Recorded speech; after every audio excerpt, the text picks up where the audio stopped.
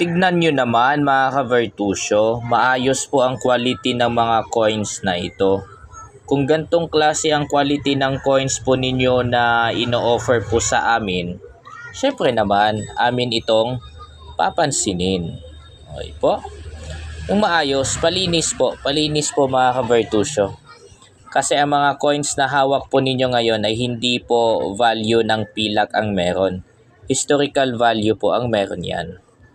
Okay po? So, kung meron man nagsasabi sa inyo na ang presyo nito ay kasin or same lang ng pilak, respect to them.